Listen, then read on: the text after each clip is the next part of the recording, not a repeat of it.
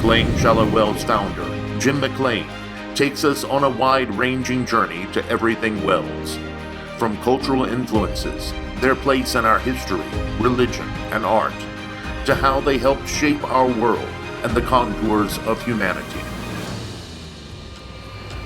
We will travel back in time to the origins of civilization, through myths and legends, across paintings and songs.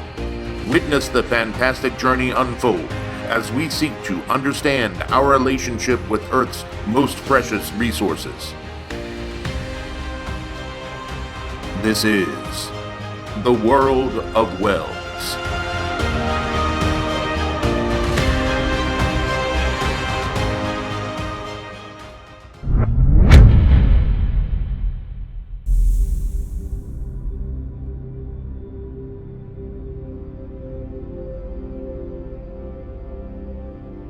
Savannah, Georgia, hostess city of the South.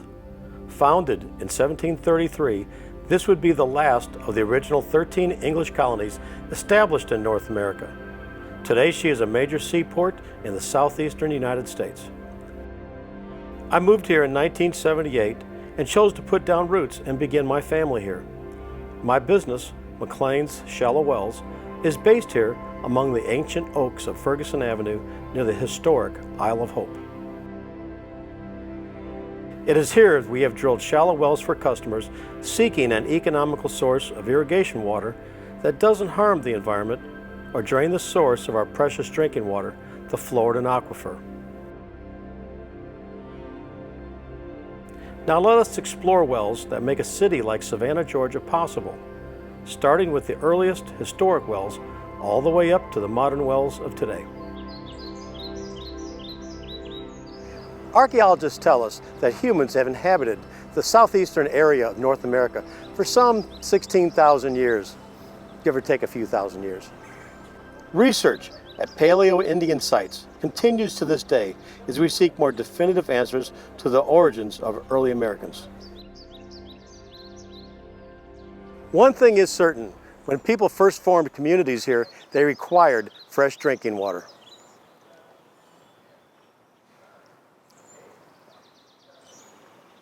Early inhabitants didn't have any written language, and therefore there's no written record of how these communities were constructed or how they managed their water resources.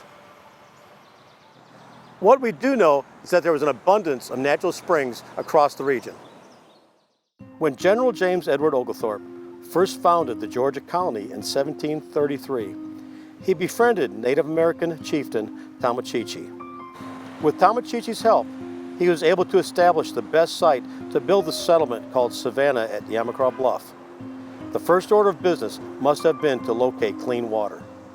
Today, I'm visiting one of those early sources of water. This site would have been one of many springs in this area used by early Georgians, Jasper Spring. The spring was located along the well-traveled road to Augusta, Georgia's second major settlement.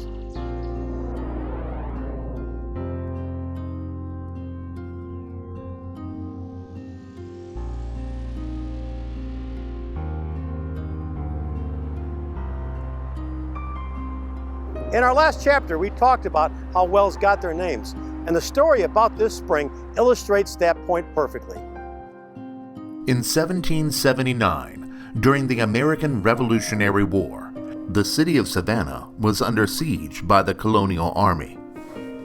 At this spring, close by the entrenchments of the British forces, Sergeant William Jasper and Sergeant John Newton effected their heroic rescue of a number of American patriots who were being taken to Savannah for a military trial. These prisoners were under a guard of 10 British soldiers. Sergeants Jasper and Newton had followed them for many miles. Almost within sight of the British fortifications, 2 soldiers guarded the prisoners while the others refreshed themselves at the spring. Rushing from their concealment in the heavy underbrush, the gallant Americans shot down these 2 guards, disabled 2 other British soldiers, and made the remainder prisoners. The rescued Americans were released and armed with guns captured from their enemy.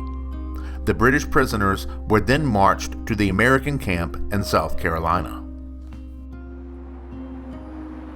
William Jasper is best known for his incredible bravery at the Battle of Sullivan's Island in South Carolina. But because of the heroic rescue of his fellow colonial soldiers at this location, this site will be forever known as Jasper Spring. A large monument was eventually erected at the site, which can still be observed today.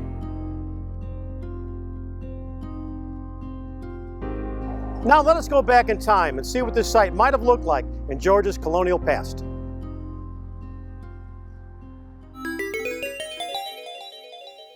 Here we are back in Savannah 200 years ago. Savannah with its natural beauty, live oaks, Spanish moss, and here's our spring. Last chapter we talked a little bit about springs and how they're under a confining pressure. I thought I might go into a little bit more detail on this particular spring and how it might have originated. Savannah water from the drinking water limestone is not supplied by local rainfall. The rainfall that falls in Savannah is isolated from the limestone by a bed of clay called the Miocene. Our drinking water actually comes from the Piedmont area of Georgia, some 150, 180 miles north, up in the Macon area. This Piedmont is the source of our drinking water. So the Piedmont allows the water to flow underneath the confining bed of the Miocene, and then that limestone flows down to the coast of Georgia.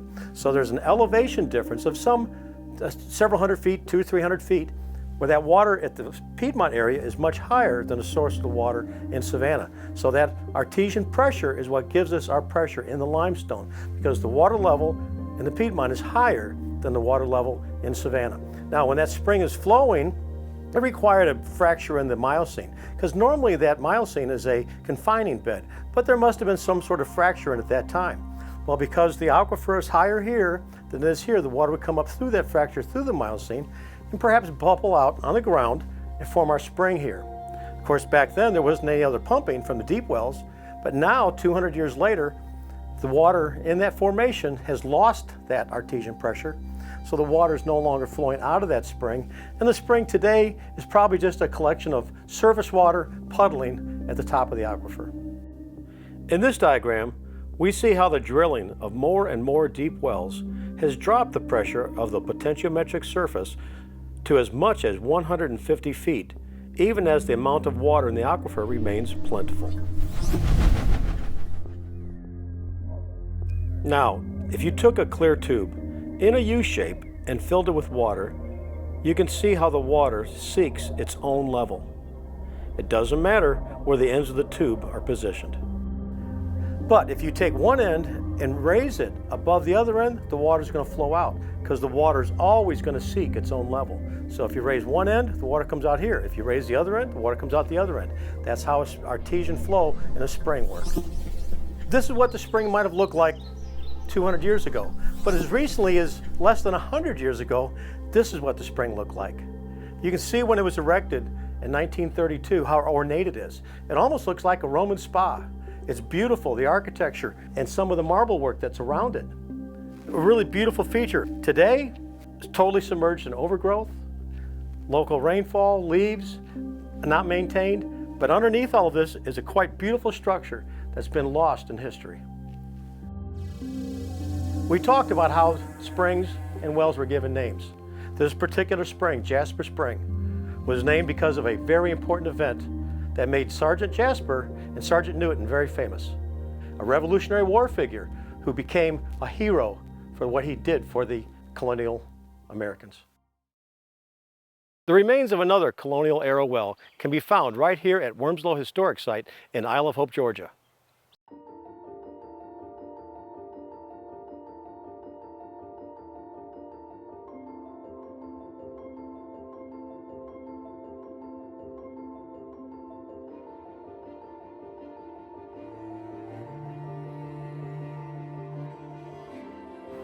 The well is shown on this placard at the site of the ruins of the old home. The remains of the original well can still be seen next to the tabby structure.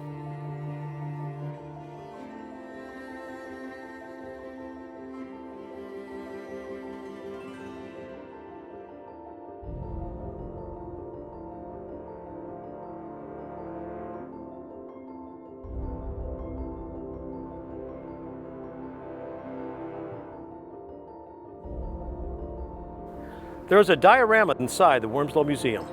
This gives a perfect representation of the old well and how it was excavated by archaeologists many years ago. So if you're ever in my neck of the woods, be sure to visit this amazing site.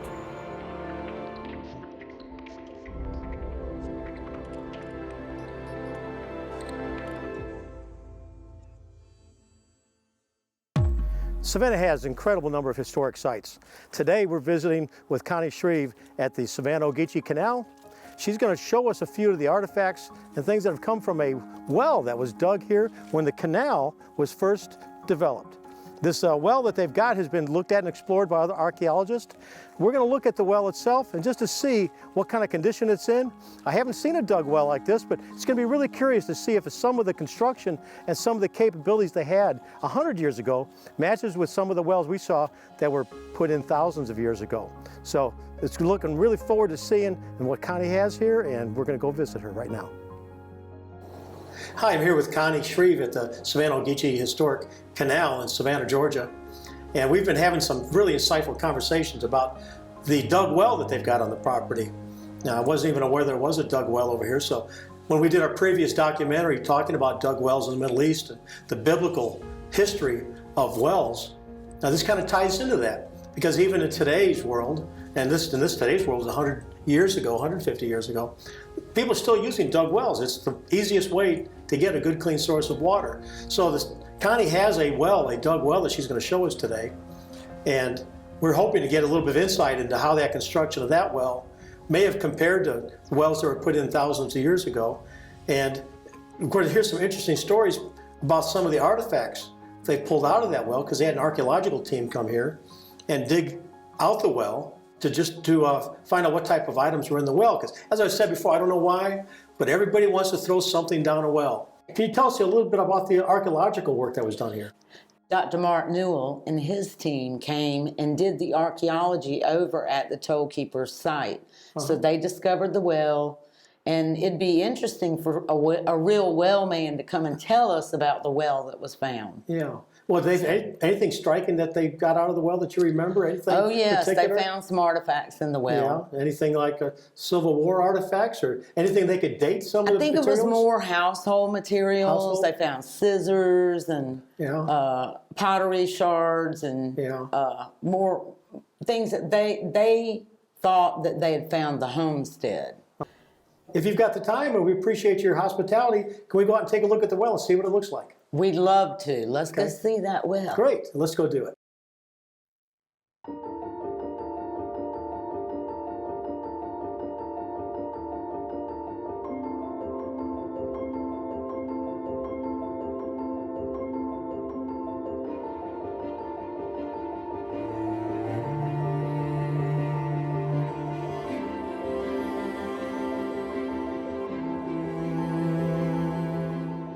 They must have had it covered at one time. Well, yeah, my guess is they had a headstone or something around it. Yeah. Try to protect it, because there would be no reason. And also, of course, over the years since it was dug, I mean, 100 years, a lot of the soil's built up around it. Oh, yeah. So that very well could have been the surface. But all the decomposing leaves and sticks and the wind-blown sands and stuff, it probably raised the elevation here. So you line it with this stone as you're digging. So you dig a little bit and you line it with stone. You dig a little bit, you line it with stone. And you keep that process going until you reach the groundwater. So I can see from the construction right here that the wall is intact on the well, and all this is probably surface dirt. The boards aren't actually doing anything. That was kind of covering up the hole. So I'm gonna step on here just to see if I can get a closer look down the well. And what I'm seeing at the bottom of the well right now is just about 8 feet, 10 feet down is a layer of sand. And what usually happens in a well like this is that if it's not maintained and kept clean, the water in the well actually carries sediment with it. And that sediment comes up to the level of the water. Of course, the sand's not going to come up in the air, but once it reaches that water level, it's going to stop accumulating. So that sand in there very likely just came up with the water from the bottom of the well.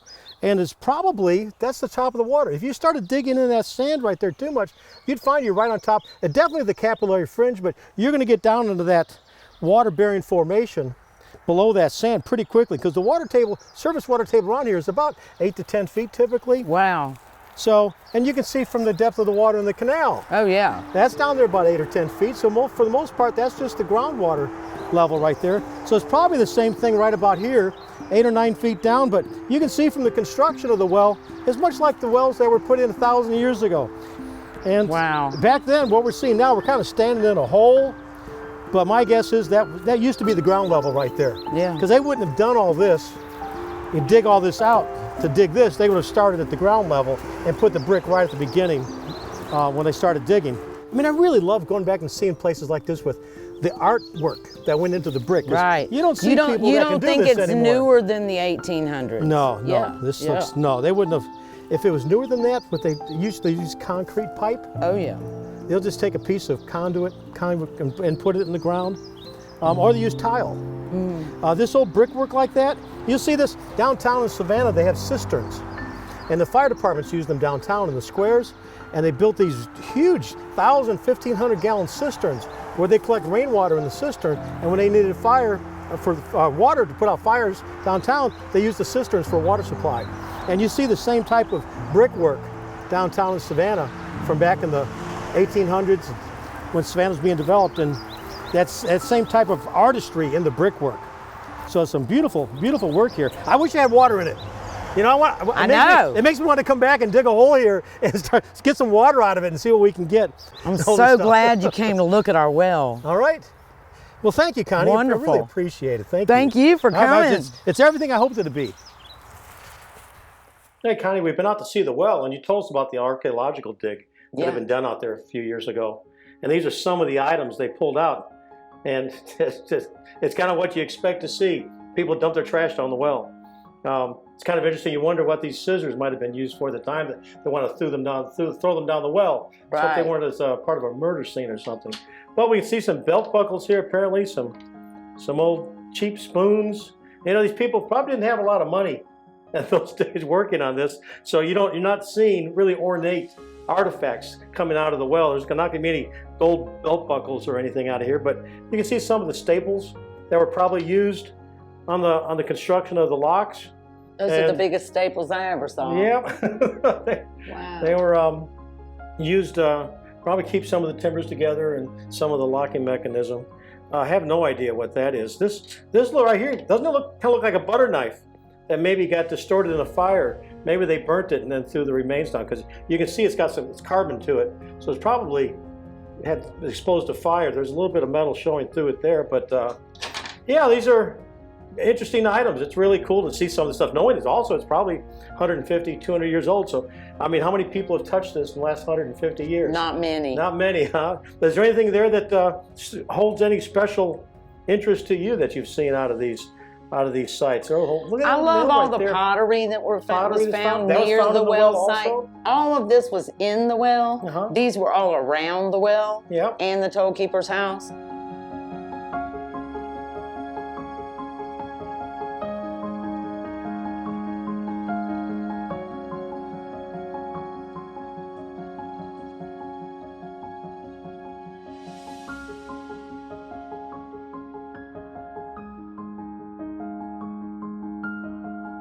Really beautiful stuff.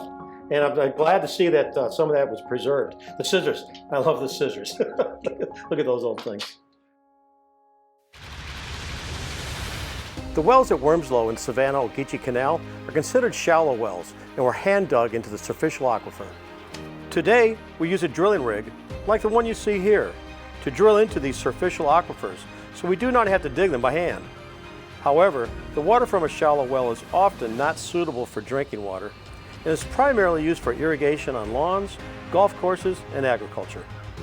Wells for drinking water require drilling into aquifers that exist much deeper in the earth. In our next chapter, we will take a closer look at these deep water wells as we explore drilling into the Floridan aquifer. I will speak with the experts about the technology, conservation, and controversies surrounding one of our most precious resources, the Floridan aquifer. Please join us next time on The World of Wells.